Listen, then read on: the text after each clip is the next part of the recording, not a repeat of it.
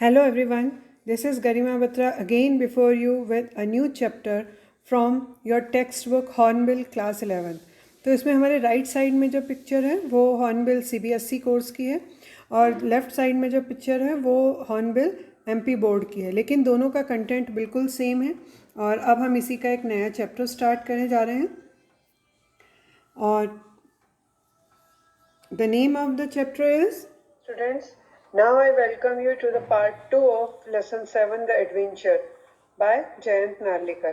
But before this, I would like to suggest, if you haven't seen the first part of this chapter, please go through that chapter, and the site address is given in the description box. अगर आप लोगों ने The Adventure का first part नहीं देखा तो आप उसको डिस्क्रिप्शन बॉक्स में उसकी लिंक दी हुई है, आप जाके उसको देख सकते हैं। और यहाँ से हम अपना पार्ट 2 स्टार्ट करने जा रहे हैं। Reading volume 5 from both ends in verse, Gangadhar Pant finally converged on the precise moment where history had taken a different turn. अब यहाँ पर श्री गंगाधर पंत ने वॉल्यूम 5 जो था, जिसमें उन्हें ऐसा लग रहा था कि इतिहास ने कुछ परिवर्तन किया है, उसे बोथ एंड्स मतलब दोनों किनारों से, मतलब सामने से भी और पीछे से भी उसको पढ़ना शुरू किया। Gangadhar Pant finally converged on the precise moment, precise यानी निश्चित, कन्वर्ज्ड यानी केंद्रित होना।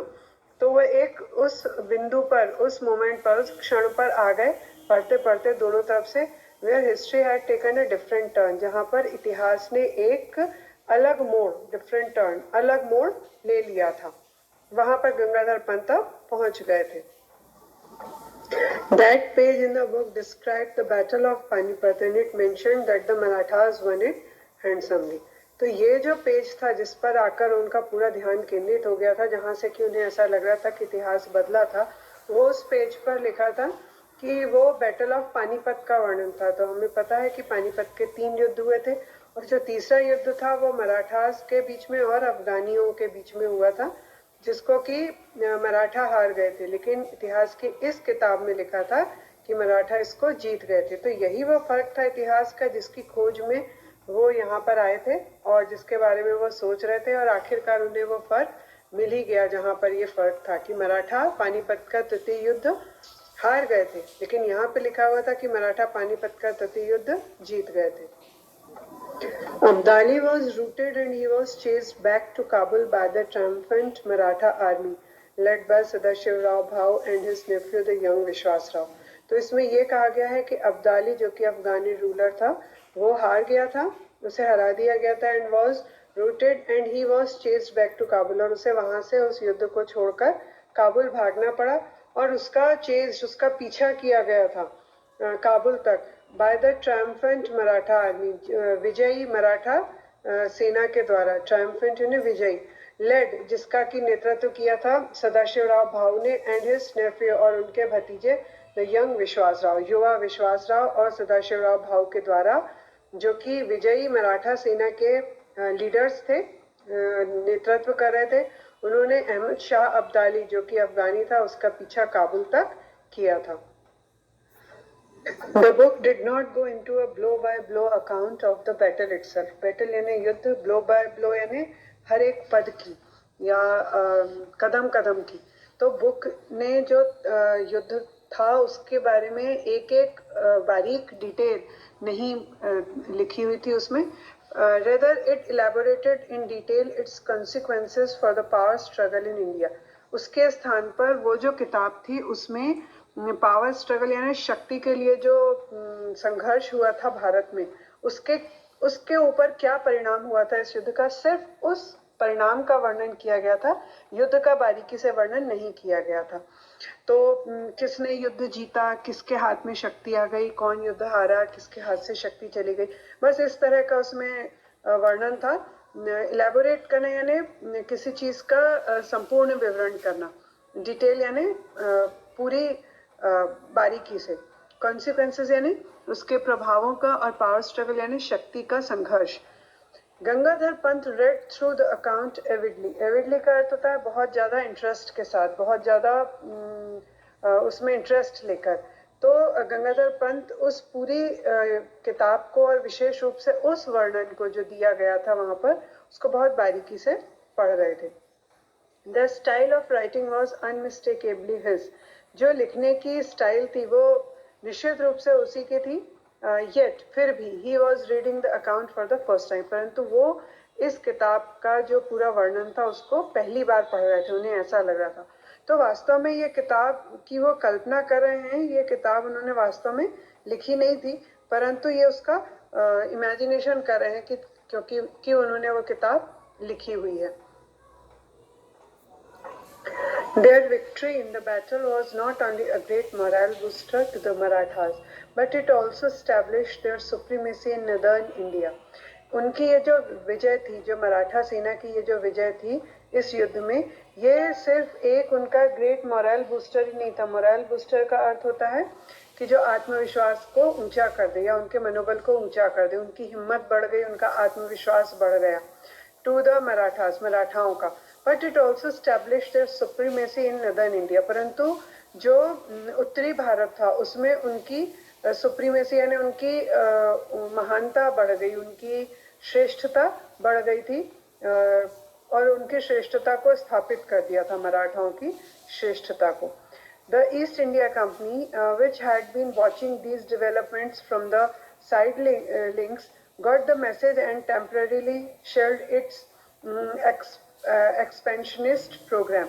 तो जो ईस्ट इंडिया कंपनी थी वो ये सभी जो घटनाएं हो रही थी उनको एक दर्शक बनकर देख रही थी। साइडलाइंस मतलब दर्शक बनकर देखना, मतलब उनमें उसका भाग नहीं ले रही थी, क्योंकि ये युद्ध तो अफगानी और मराठों के बीच में था, तो ईस्ट इंडिया कंपनी का इसमें कोई रोल नहीं था, ना उन्होंने अफगानों का साथ दिया ना ही उन्होंने मराठाओं का, तो वो सिर्फ इसको देख रहे थे।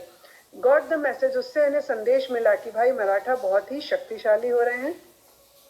And temporarily share its expansionist programme, और टेम्परेली यानी कि उन्होंने कुछ समय के लिए अपनी जो शेयर इट्स एक्सपेंशनिस्ट मतलब कि विस्तारवादी प्रोग्राम, विस्तारवादी जो उनका कार्यक्रम था उसको कुछ समय के लिए उन्होंने शांत कर दिया था, या अस्थायी रूप से उन्होंने अपने प्रसारवादी कार्यक्रम को रोक दिया था।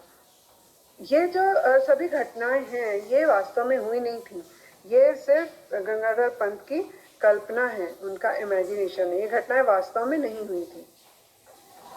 For the Peshwas, the immediate result was an increase in the influence of भाऊ साहेब एंड विश्वास Rao.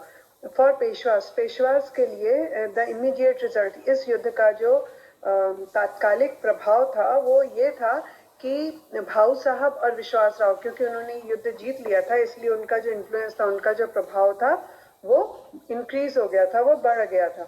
who eventually succeeded his father in 1780 AD, और जो विश्वास राव था वो 1780 एडी में या ईसवी में इवेंचुअली यानी परिणाम स्वरूप सक्सीडेड हिज फादर यानी उनके पिता के बाद वो राजा बना था।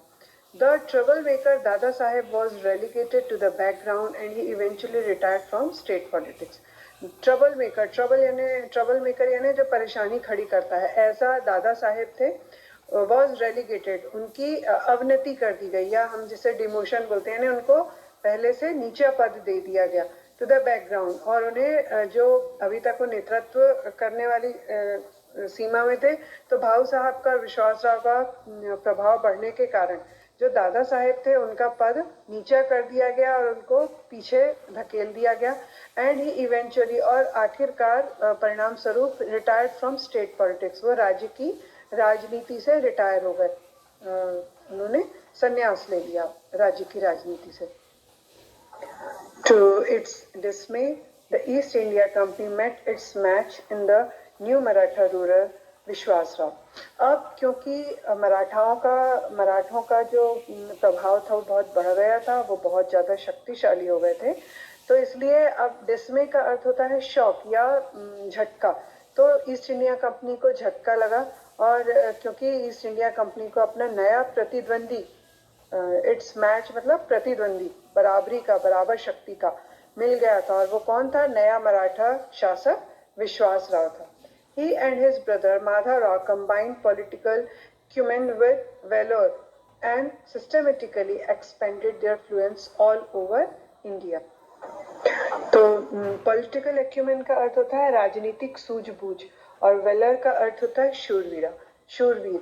तो जो विश्वास राव थे और उनका भाई माधव राव वो मिलकर कंबाइन यानी मिलकर उनकी जो पॉलिटिकल एक्यूमेन थी, जो उनकी राजनीतिक सूझबूझ थी और उसके साथ ही साथ एक और विशेषता क्या थी कि उनमें वीरता थी, शूरवीरता थी एंड सिस्टमेटिकली। तो उन्होंने बहुत ही सुनियोजित तरीके से, बहुत ही अच्छे तरीके से एक्सपेंडेड देयर इन्फ्लुएंस। एक्सपेंड करने यानी बढ़ाना, विस्तार करना, उनके प्रभाव का विस्तार करना शुरू किया, मतलब और क्षेत्रों को जीतना शुरू किया ऑल ओवर इंडिया, पूरे भारत में। The company was reduced to pockets of influence near Bombay, Calcutta and Madras. तो जो कंपनी थी वो उसका जो प्रभाव था वो छोटे से पॉकेट्स में मतलब छोटे छोटे क्षेत्रों में सिमट कर रह गया था, जैसे कि बॉम्बे, कैलकाटा और मेड्रास जिसको कि अब चेन्नई कहा जाता है, और कैलकाटा जिसे कि अब कोलकाता कहा जाता है। तो इन क्षेत्रों तक सीमित रह गया था। किसकी तरह? Just like it's European rivals the Portuguese and the French. तो हमें पता है कि अंग्रेजों से पहले पुर्तगाली और फ्रांसीसी भारत में आए थे और उन्होंने भी अपनी अपनी कॉलोनीज बना ली थी, जैसे कि पुडुचेरी जिसे कि अब पौंडीचेरी कहा जाता है, और गोवा में इन लोगों ने अपनी जो राजनीतिक क्षेत्र था वो स्थापित कर लिया था। तो उन्हीं की तरह अब जो वो यूरोपियन राइवल्स थे, यूरोपियन थे जो कि दुश्मन थे अंग्रेजों के, प्रतिद्वंदी थे, राइवल्स प्रतिद्वंदी थे। तो अपने प्रतिद्वंदियों पुर्तगालियों और फ्रांसीसियों के समान अंग्रेजों का भी जो प्रभाव था वो मुंबई, कैलकाटा और मद्रास तक या चेन्नई तक सिमट कर रह गया था। For political reasons, the Peshwas kept the puppet Mughal regime alive in Delhi. जो पेशवा थे उन्होंने मुगल रिजाइन का अर्थ होता है मुगल शासन पद्धति को जीवित रखा था, अलाइव जीवित रखा था दिल्ली में, क्योंकि वो उनका राजनीतिक कारण था। जो मुगल्स थे वो एक पपेट की तरह थे। पपेट यानी कठपुतली, जो कि अपने हिसाब से नहीं चलती बल्कि वो किसी और के हाथों से चलती है, तो उस पर अपना अधिकार नहीं होता, वो दूसरों के हिसाब से चलती है। और डी फैक्टो का अर्थ होता है वास्तविकता में। So in the 19th century, these de facto rulers from Pune were astute enough to recognize the importance of the technological age dawning in Europe. तो de facto का अर्थ होता है कि वास्तविक, और astute का अर्थ होता है चतुर, dawning का अर्थ होता है शुरुआत होना, प्रारंभ होना। तो 19वीं शताब्दी में ये जो वास्तविक शासक थे जो कि पुणे के थे, कौन थे? मराठास या पेशवाज, ये पुणे के शासक थे। Were astute enough to recognise the importance of the technological age dawning in Europe. वो जान रहे थे कि क्योंकि यूरोप में टेक्नोलॉजिकल एज शुरू हो चुकी है, तो वो बहुत चतुर थे और वो ये समझ चुके थे कि पूरे यूरोप में जो पश्चिमी देश है वहां पर टेक्नोलॉजी का विस्तार बढ़ रहा है। They set up their centres for science and technology. तो उन्होंने और जो अंग्रेज थे, जो यूरोपियन थे, वो अपने खुद के उनके केंद्र थे विज्ञान के और तकनीकी के। Here the East India Company saw another opportunity to extend its influence. तो ये वो क्षेत्र था जहां पर कि ईस्ट इंडिया कंपनी अपना अवसर देख रही थी कि वो किस तरह से अपना प्रभाव बढ़ा सकती है, क्योंकि भारत में तकनीक का विकास उतना ज्यादा नहीं था लेकिन यूरोपियन देशों में था। तो यूरोपियन देश निश्चित रूप से तकनीक के क्षेत्र में हमसे आगे थे और यहाँ पे वो अपना अवसर देख रहे थे कि इस क्षेत्र में कम से कम वो अपना प्रभाव बढ़ा सकते हैं। It offered aid and experts, और इसलिए वो अपनी सहायता और अपने जो प्रशिक्षित व्यक्ति थे, जो कुशल व्यक्ति थे, उनको वो भारत को सहायता के लिए दे रहे थे। इस तरीके से भी वो भारत के ऊपर शासन करने की कुछ नीति बना रहे थे। They were accepted only to make the local centers self-sufficient, और उनको इसीलिए स्वीकार किया जा रहा था क्योंकि वो जो लोकल सेंटर थे, जो लोकल लोग थे वहां पर, वो उसको आत्मनिर्भर या स्वावलंबी बनाने के लिए उनकी मदद स्वीकार की जा रही थी। यहाँ पर यह भी एक चीज देखने वाली है कि जो मराठा थे उन्होंने अपने खुद के साइंस और टेक्नोलॉजी के सेंटर स्थापित किए। तो जहाँ पर ईस्ट इंडिया कंपनी ने अवसर देखा कि वो अपना प्रभाव इसलिए बढ़ा सकते हैं कि वो अगर मदद दें सहायता दें साइंस और टेक्नोलॉजी के क्षेत्र में और अपने विशेषज्ञ यहाँ पर दें, तो सिर्फ उसके लिए दे वेयर एक्सेप्टेड, मराठाओं ने उन्हें स्वीकार किया था, लेकिन सिर्फ लोकल सेंटर तक उन्हें सीमित कर दिया था ताकि उनके जो लोकल सेंटर थे वो सेल्फ सफिशिएंट या स्वावलंबी इस क्षेत्र में बन सके। The 20th century brought about further changes inspired by the West. अब जो 20वीं शताब्दी थी उसमें आगे और परिवर्तन आए विज्ञान और टेक्नोलॉजी के अलावा कि वो पश्चिमी देशों से, वेस्टर्न कंट्रीज से ज़्यादा प्रभावित थी, इंस्पायर्ड थी, प्रभावित थी। India move towards a democracy, और भारत जो था वो प्रजातंत्र की तरफ बढ़ने लगा था। मतलब उसमें जो छोटे छोटे राजा थे, जो छोटे छोटे शासक थे, छोटे छोटे किंगडम्स थे, उनसे बदलकर एक चुनी गई सरकार की तरफ भारत कदम बढ़ा रहा था बाय देन। और तब तक the पेशवाज had lost their enterprise, जो पेशवा थे वो भी अब धीरे धीरे उनकी शक्ति खत्म हो रही थी, अब अपनी शक्ति खो रहे थे। And they were gradually replaced by democratically elected bodies, और धीरे धीरे ग्रेजुअली यानी क्रमिक रूप से धीरे धीरे रिप्लेस यानी उन्हें भी बदला जा रहा था बाय डेमोक्रेटिकली, प्रजातांत्रिक रूप से चुनी गई सरकार के द्वारा। The Sultanate at Delhi survived even this transition. जो दिल्ली की सल्तनत थी, जो दिल्ली में मुगल सल्तनत थी, वो इस परिवर्तन को भी झेल गई और इसमें भी वो चल रही थी लार्जली, बड़े रूप से, because it wielded no real influence, क्योंकि ये वील्डेड का अर्थ होता है प्रदर्शित करना, ये कोई असली इसका प्रभाव नहीं रह गया था, ये सिर्फ एक पपेट के रूप में रह गया था, शासक के रूप में रह गया था ब्रिटिश शासकों के द्वारा। The Shahenshah of Delhi was no more than a figurehead to rubber stamp the recommendations made by the Central Parliament. जो केंद्रीय संसद थी, सेंट्रल पार्लियामेंट मतलब केंद्रीय संसद थी, उसके द्वारा जो भी रिकमेंडेशंस रहते थे, या जिसे हम बोल सकते हैं कि जो भी उनकी सिफारिशें थी, उनके लिए जो दिल्ली का शहंशाह था वो सिर्फ एक रबर स्टैम्प फिगर हेड रह गया था। फिगर हेड यानी नाम का शासक, पर वास्तव में वो शक्तिहीन था और वो सिर्फ मोहर लगाने का काम करता था। रबर स्टैंप यानी मोहर लगाने का काम करता था उन सिफारिशों पर जो भी सेंट्रल पार्लियामेंट या केंद्रीय संसद के द्वारा दी जाती थी। इसीलिए दिल्ली के सल्तनत को नहीं हटाया गया, क्योंकि वो वैसे भी वास्तविक शक्ति का केंद्र नहीं था। As he read on, Gangadhar Pant began to appreciate the India he had seen. जैसे जैसे गंगाधर पंत उस किताब को पढ़ते जा रहे थे, वो उस भारत को जो कि वो देख चुके थे उसका उन्होंने अप्रिशिएट करना शुरू किया, प्रशंसा करनी शुरू कर दी। It was a country that had not been subjected to slavery for the white man. अब ये वो भारत को देख रहे थे, ये वो भारत था या वो देश था जो कि स्लेवरी यानी होता है गुलामी, वाइट मैन यानी अंग्रेजों के या गोरों के, जो गोरों की गुलामी का गुलाम नहीं रहना चाह रहा था। अब वो गुलामी के लिए नहीं बना था। It had learn to stand on its feet, और अब उसने लर्न यानी सीख लिया था to stand on its feet यानी अपने पैरों पर खड़ा होना सीख लिया था, मतलब आत्मनिर्भर बनना सीख लिया था। And knew what self respect was, और जान लिया था कि आत्मसम्मान, सेल्फ रिस्पेक्ट यानी होता है आत्मसम्मान, आत्मसम्मान क्या होता है ये उसने जान लिया था। From a position of strength and for purely commercial reasons, from a position of strength, अब वो ताकत की स्थिति में आ गया था, वो इस स्थिति में आ गया था कि वो ताकतवर हो गया था और मजबूत स्थिति में आ गया था। उस मजबूत स्थिति से एंड फॉर प्योरली, प्योरली यानी पूरे तरीके से, कमर्शियल रीजंस यानी व्यावसायिक उद्देश्य से, सिर्फ कमर्शियल रीजन व्यावसायिक कारणों से, इट हैड अलाउड उसने अलाउ किया था द ब्रिटिश अंग्रेजों को टू रिटेन कि वो बने रहें बॉम्बे, सिर्फ बॉम्बे में as a sole outpost. Sole outpost यानी एकमात्र, आउटपोस्ट का अर्थ होता है कि दूर की बस्ती, या जिसे हम बोल सकते हैं कि सिंगल मिलिट्री कैंप, बस वहां तक सीमित रहने का कि उन्होंने अनुमति दे दी थी अंग्रेजों को। और that lease was to expire in the year 2001। और अब जो भारत की सरकार थी या भारत के जो लोग थे उनके बीच में और ब्रिटिश सरकार के बीच में ये एक संधि हुई थी जो 1908 में हुई थी। और इस ट्रीटी के अनुसार, इस संधि के अनुसार, ये जो लीज थी कि अंग्रेज बॉम्बे में बने रह सकते थे। वो लीज खत्म होने वाली थी साल 2001 में।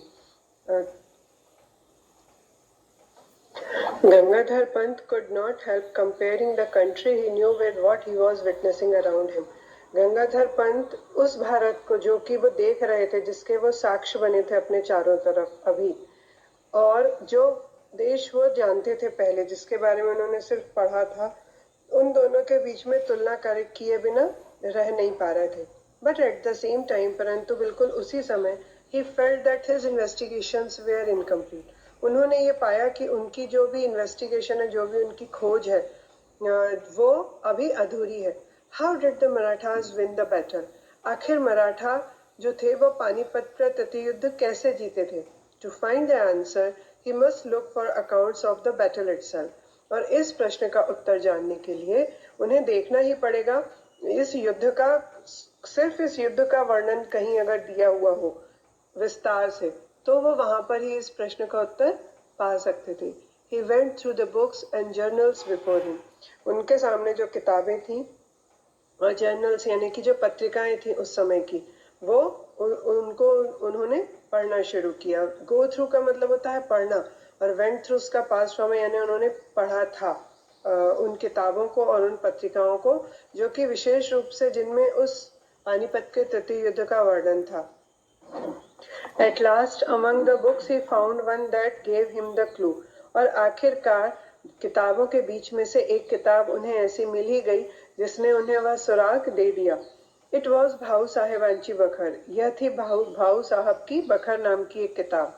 Although he seldom relied on the Bakhars for historical evidences, he found them entertaining to read. Although हालांकि वो सलम कभी कभार ही रिलाइड, बहुत ही मुश्किल से ही उन्होंने विश्वास किया था। रिलाई यानी होता है विश्वास करना, रिलाइड यानी विश्वास किया था। ऑन द बखर्स, बखर्स के ऊपर उन्होंने बहुत कम ही विश्वास किया था। और हिस्टोरिकल एविडेंस, ऐतिहासिक साक्ष्य के लिए या ऐतिहासिक प्रमाण के लिए वो बखर्स पर कम विश्वास करते थे। He found them entertaining to read, परंतु फिर भी उन्हें वह मनोरंजक लगी पढ़ने के लिए भाऊ साहबांची बखर। बखर दरअसल में मराठी, बखर वास्तव में एक ऐसा मराठी का प्रोज सेक्शन होता था जो मराठी कवियों के द्वारा या लेखकों के द्वारा लिखा जाता था, जिसमें मराठों ने जितने भी युद्ध लड़े उनका बारीकी से वर्णन किया होता है। तो ये मुख्य रूप से 17वीं से 19वीं शताब्दी के बीच में ही लिखे गए थे। Maharashtra 17th to 19th century में मराठी लिटरेचर में पाया जाता था। उन्हीं में से एक थी भाऊ साहेबांची। अभी तक गंगाधर पंत जो थे वो बखर्स को हिस्टोरिकल एविडेंस के लिए नहीं पढ़ते थे, वो सिर्फ इसलिए पढ़ते थे कि उससे उनका एंटरटेनमेंट पर्पज से पढ़ते थे। लेकिन अब क्योंकि उन्हें विशेष रूप से ये पानीपत के तृतीय युद्ध का विस्तृत वर्णन चाहिए था, इसलिए उन्होंने भाऊ साहेबांची बखर, जो कि पानीपत के तृतीय युद्ध पर आधारित है, विशेष रूप से इस बखर को पढ़ना चाहा। Sometimes buried in the graphic but doctored accounts, he could spot the germ of truth. कई बार जो इस डॉक्टर अकाउंट का मतलब होता है manipulated account related to history, इतिहास के कुछ तथ्यों का बिगाड़ दिया जाना। तो इस तरह का वर्णन इनमें होता था, इसका चित्रण होता था, ग्राफिक है ना, चित्रण होता था। परंतु he could spot the germ of truth, परंतु वो जो सच्चाई के उसमें तथ्य रहते थे उन्हें पहचान सकते थे। he could spot यानी पहचान सकते थे।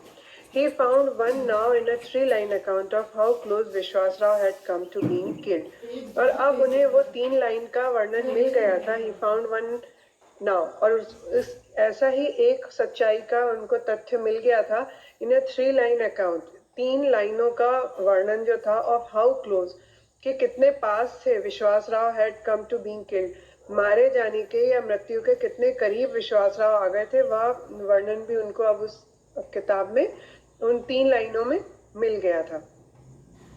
मतलब कि विश्वास राव बाल बाल बचे थे मरते मरते, ऐसा वर्णन उन किताबों में किया गया था। और वो वर्णन था, and then Vishwas Rao guided his horse to the melee where the elite troops were fighting and he attacked them. और तब विश्वास राव अपने घोड़े को लेकर उस भगदड़ वाली लड़ाई में घुस गए थे। where the elite troops, जहाँ पर कि उनका अभिजात्य वर्ग जो उनका ग्रुप था सैनिकों का, were fighting, वो लड़ाई कर रहे थे अंग्रेजों के साथ, and he attacked them, और उन्होंने उनके ऊपर अटैक कर दिया, उन पर आक्रमण बोल दिया। and God was merciful, और भगवान जो थे वो दयालु थे उस समय उनके ऊपर भगवान। a shot brushed past his ear, और एक गोली बिल्कुल उनके कानों को छूती हुई निकल गई। Even the difference of a till sesame would have led to his death, अगर उस गोली के कान के पास से निकलने में एक तिल भर का भी फर्क होता तो वो निश्चित रूप से उनकी मृत्यु हो गई होती। At 8 o'clock, the librarian politely reminded the professor that the library was closing for the day.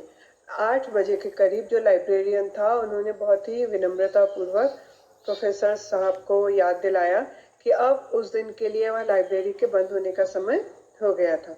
Gangadhar Pant emerged from his thoughts, Gangadhar Pant अपने विचारों से बाहर आए, emerge यानी बाहर आना। Looking around, आसपास देखने पर ही noticed, उन्होंने ये नोटिस किया, उन्होंने ये पाया that he was the only reader left in that magnificent hall, कि उस शानदार, magnificent यानी शानदार हॉल में, इतने बड़े हॉल में अब वो अकेले ही पढ़ने वाले बचे थे और बाकी के लोग जा चुके थे, क्योंकि बाकी के लोगों को पता था कि अब लाइब्रेरी के बंद होने का समय हो गया है। जब गंगाधर पंत को ये लगा कि अब उन्हें लाइब्रेरी से जाना होगा तो उन्होंने लाइब्रेरियन से कहा, I beg your pardon sir, मैं क्षमा चाहता हूँ sir, may I request you to keep these books here for my use tomorrow morning, क्या मैं आपसे ये रिक्वेस्ट कर सकता हूँ कि कृपया इन किताबों को यहीं पर रहने दीजिए ताकि मैं कल सुबह आकर इन्हें फिर से पढ़ सकूँ। By the way, when do you open, वैसे आप सुबह कितने बजे लाइब्रेरी खोलते हैं? At 8 o'clock, sir. The librarian smiled. Librarian ने मुस्कुराते हुए कहा कि मैं 8 बजे ये लाइब्रेरी खुल जाती है। Here was a user and researcher right after his heart. और यहाँ पर उसके सामने एक ऐसा किताबें पढ़ने वाला और खोज करता बैठा हुआ था जो कि जिसे ये खोज करना और इतिहास को पढ़ना बहुत ही ज़्यादा पसंद था। As the professor left the table, he shoved some notes into his right pocket. तो यहाँ शोव का अर्थ होता है to put roughly in the pocket या ठूस लेना जिसको हम बोलते हैं। तो जब प्रोफेसर लेफ्ट वहां से जाने लगे उस टेबल से तो उन्होंने जो कुछ नोट्स बनाए थे वहां पर बैठे बैठे उन कागजों को अपनी राइट पॉकेट में ठूस लिया एब्सेंट माइंडेडली और बिना ध्यान दिए, उनका ध्यान भी नहीं था। He also shoved the बाखर into his left pocket, उन्होंने उस बाखर को भी अपनी लेफ्ट साइड की पॉकेट में ठूस लिया।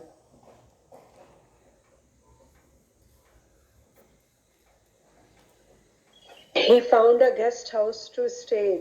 उन्हें एक गेस्ट हाउस भी उन्होंने ढूंढ लिया था रहने के लिए and had a frugal meal, और वहां पर उन्होंने हल्का सा नाश्ता या स्वल्पाहार किया।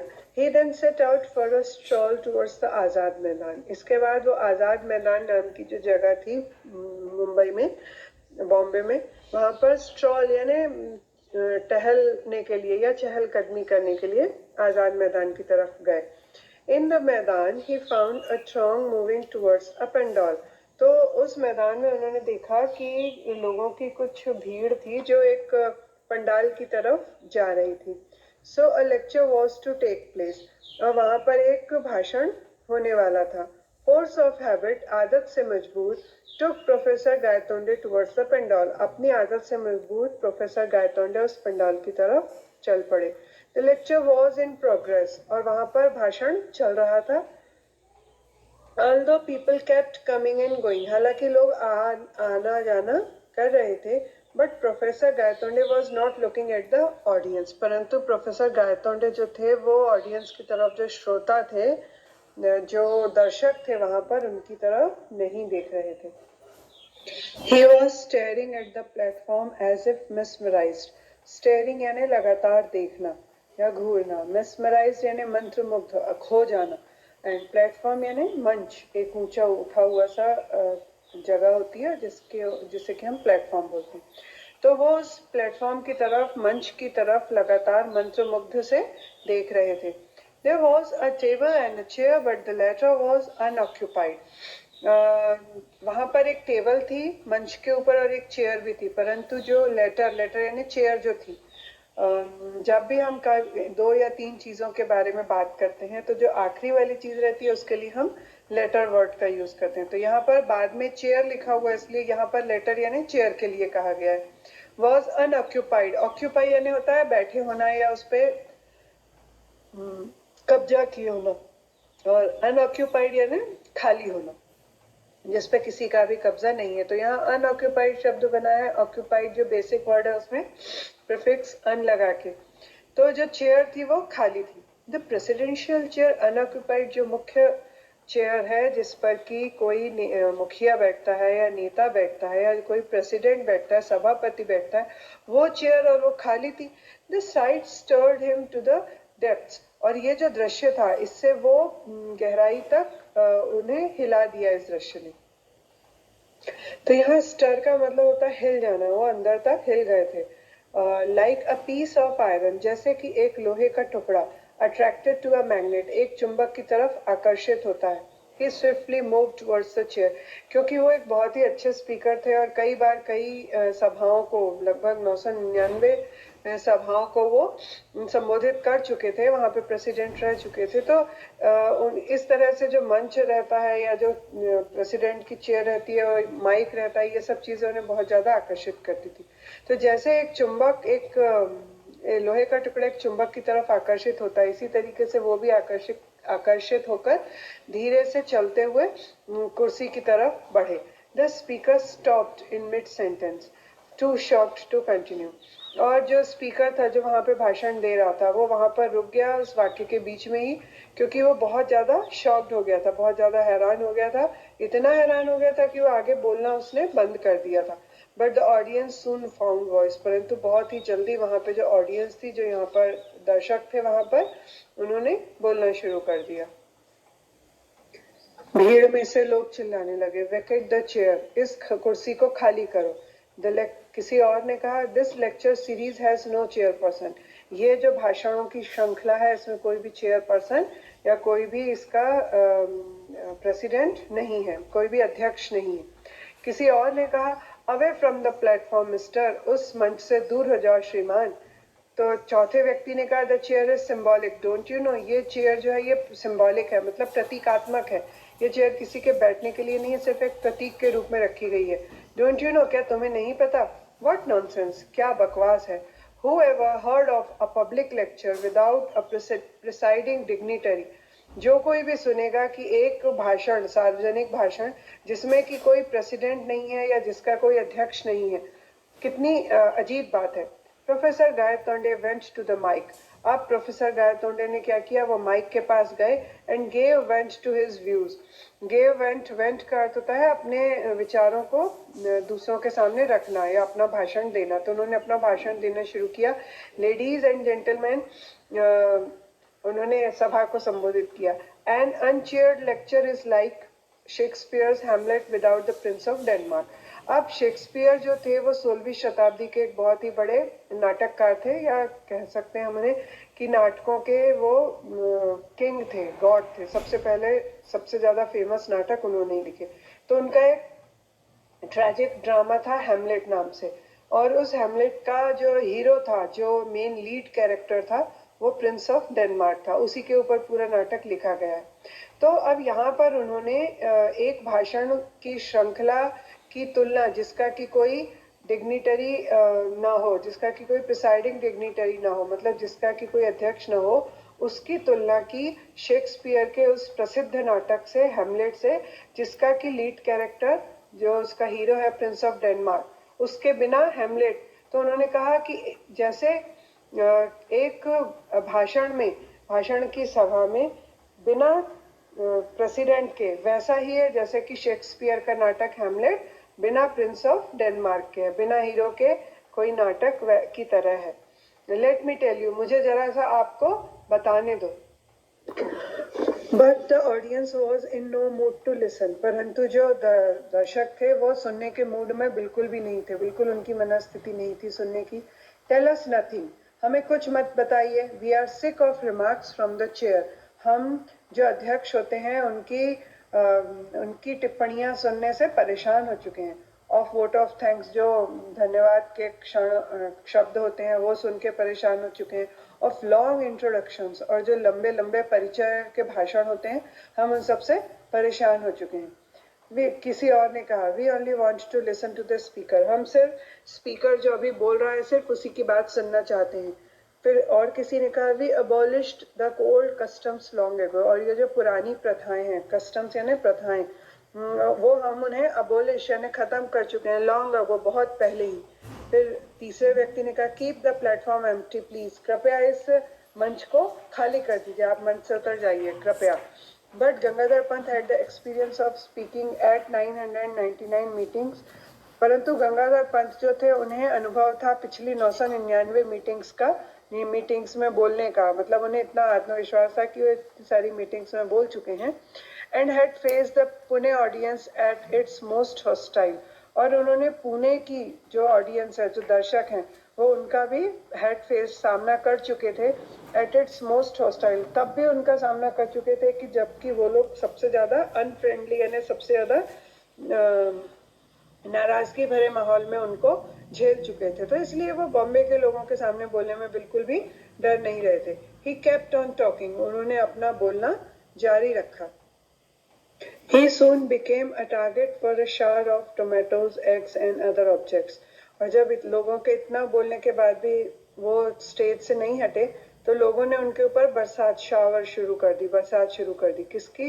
अंडों की, टोमेटोज टमाटरों की और दूसरी चीजों की। But he kept on trying valiantly with to correct this sacrilege. परंतु उन्होंने केप्ट ऑन मतलब लगातार जारी रखना, ट्राइंग यानी कोशिश करना, वैलियंटली मतलब हिम्मत के साथ, करेज के साथ। परंतु उन्होंने इन सब चीजों का सामना हिम्मत के साथ करना जारी रखा। टू करेक्ट दिस सैक्रिलेज, इस अपमान को, इस इंसल्ट को दूर करने के लिए, कि शायद ये उनका भाषण सुनने के बाद लोग ये अपमान उनका करना बंद कर दें और वो उनकी बात समझने लग जाएं। फाइनली द ऑडियंस स्वैम्ड, स्वयं का अर्थ होता है समूह में चलना। Move somewhere in a large number, एक बड़े समूह में, मतलब भीड़ की भीड़ चलने लगी। टू द स्टेज, स्टेज की तरफ बढ़ी। टू इजेक्ट, इजेक्ट यानी होता है टू रिमूव समथिंग, यानी किसी चीज को अलग हटाना। हिम बॉडीली, उनको वहां से शारीरिक रूप से उनको वहां से हटाने के लिए भीड़ स्टेज की तरफ बढ़ी और उस भीड़ ने स्टेज पर चढ़कर गंगाधर पंत को ढक दिया। And in the crowd Gangadhar Pant was nowhere to be seen. और वो भीड़ जब स्टेज पर चढ़ गई तो उन्होंने गंगाधर पंत को घेर लिया और इतनी ज्यादा क्राउड थी कि उसमें वो कहीं पर भी दिखाई नहीं दे रहे थे। ऐसा लग रहा था कि ये भी हो सकता है कि लोगों ने उन्हें स्टेज से उठाकर नीचे फेंक दिया हो। और इसके साथ ही पार्ट 2 यहाँ पर खत्म होता है। Thank you for watching the video. अगर ये सेकेंड वीडियो का आपको पूरा समझ में नहीं आ रहा है तो आप फर्स्ट वीडियो इसका फिर से देख लीजिए, तो आपको ये अच्छे से समझ में आएगा। और इसके बाद जल्दी ही वीडियो थर्ड पार्ट लेकर एक वीडियो लेकर मैं आऊँगी आपके सामने। But till then keep on watching the videos. और ये वीडियो आपको सबसे पहले मिले इसके लिए ज़रूरी है कि आप इस चैनल को सब्सक्राइब जरूर करें ताकि आपको बाकी के भी वीडियोस मिल सकें। और थर्ड पार्ट के बाद इसके क्वेश्चन आंसर जो इंटरनल है और टेक्सचुअल है वो भी मैं लेकर जल्दी इसका वीडियो बनाऊंगी। So till then have good time everybody.